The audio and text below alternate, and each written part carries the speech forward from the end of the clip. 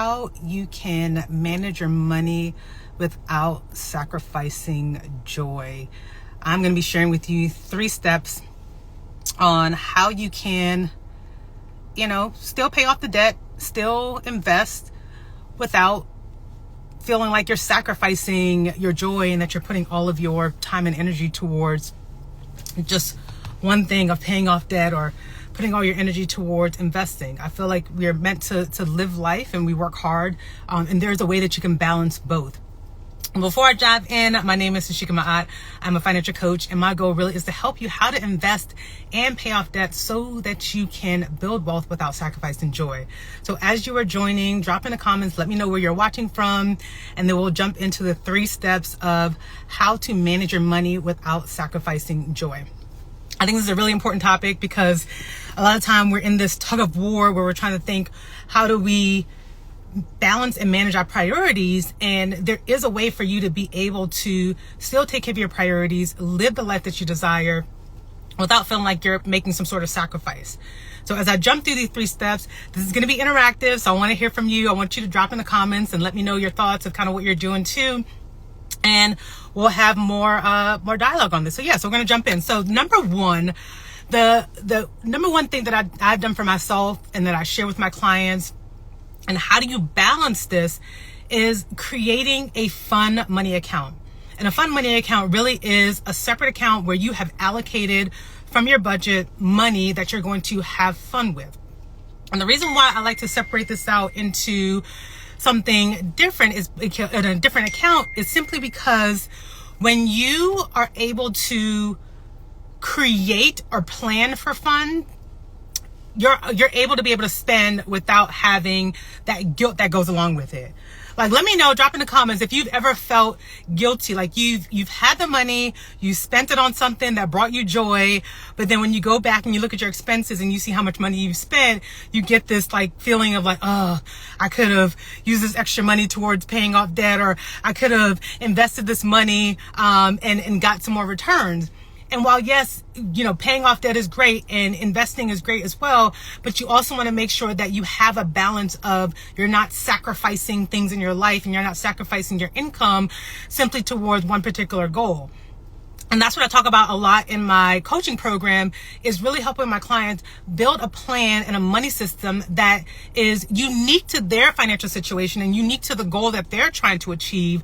And if that's something you're interested in learning more about, comment the word ready and I'll send you more info on how you can learn more about this 101 program.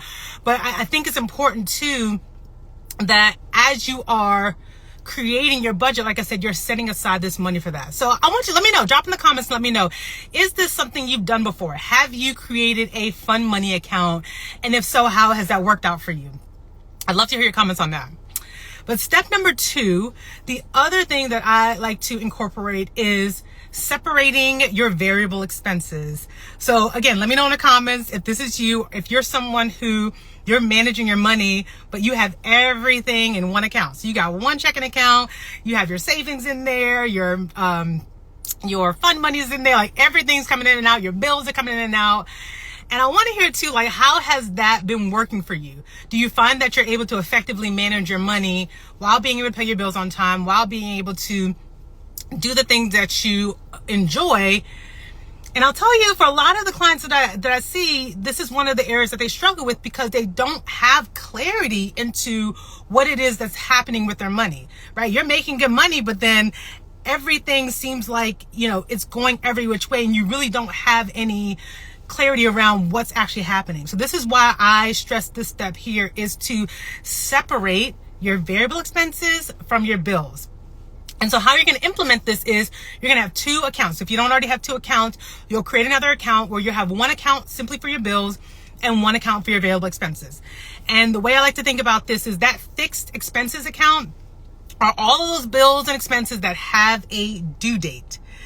And the reason being is that you now have an account specifically for these expenses. So one that allows you to make sure that your bills are being paid on time, that there's no concern. The money that's being put into that account is for those bills and expenses, and you're able to have that money set there and not have to worry about it bleeding or your variable expenses bleeding into that account, right?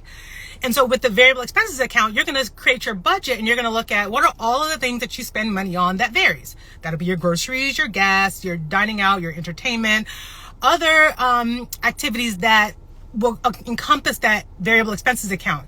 And by separating the two, you are allowing yourself to manage your priorities, but then now you have ultimate control over this variable expending. And I want to highlight that again. You have control over your variable expending.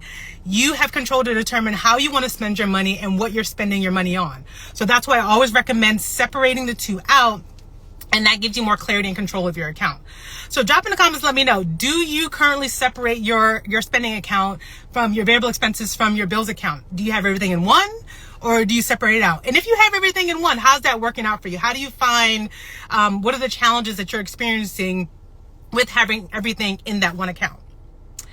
All right, so the third thing that I want to talk about too is planning for joy, planning and saving for joy.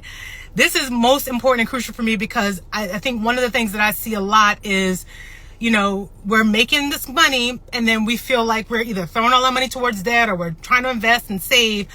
But at the end of the day, we don't actually have a plan for the things that we want and that brings us joy. So let me know, what are some things that bring you joy? I'll tell you for myself, I love a good family trip to wherever we're going, whether it's like staying in state, whether it's going overseas, like that brings me joy. I love experiencing time with my family. I love being able to just take the time to spend money on that and not worry about how much I'm spending in that area. And how do I allow myself to not have to worry about what I'm spending in that area? Is because I am planning for it. So what this looks like is when you're setting your budget, you are putting aside a certain percentage. So for example, say you're someone who likes to travel, at least once a year. I personally will take what I intend to spend on my travel. I would divide that by 12. And then every month I'm putting in that exact amount within this account with the designation of I am saving for this particular thing. So y'all know me, if you've been following me for a while, I love Ally Bank. And typically because they have what they call buckets. And within that bucket, you can actually put in there, you know, I'm saving for travel, I'm saving for a new car, I'm saving for whatever. So I will put in there, saving a trip for like Jamaica. And then I'll put, you know, when I want to save this money by, and then I can actually put money within that account. But by you putting in that designation and you saving on a month-to-month basis, you're allowing yourself to save for the things that bring you joy without it interfering with your other expenses. So I say travel, reading, and new experiences bring me joy. Yes, look, I love new experiences too. So all of that for me is like important. So I want to make sure that I'm putting that aside so that I don't have to worry about that. So again, let me know, like, what is it, like, have you planned for your expenses? Are you someone who planned for those expenses?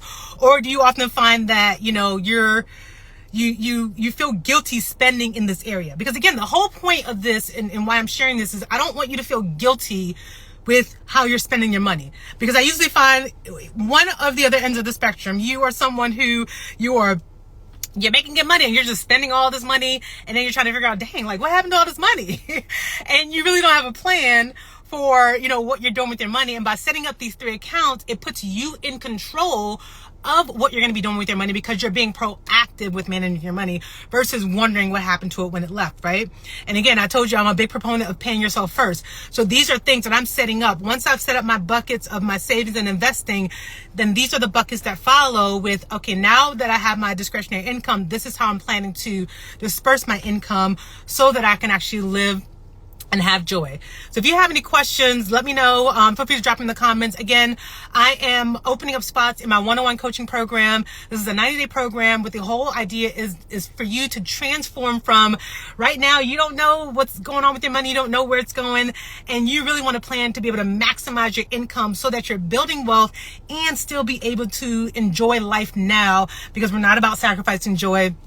So if this sounds like you, send me a DM with the word ready and I'll send you more information about my one-on-one coaching program and see if we're a good fit. Because again, it's 2024. We're not trying to be in this zone of, you know, depending on our 9-to-5s. We want to be able to set up the freedom for ourselves so that we can live the life that we desire while still building, you know, our foundation for wealth. So thank y'all so much for joining.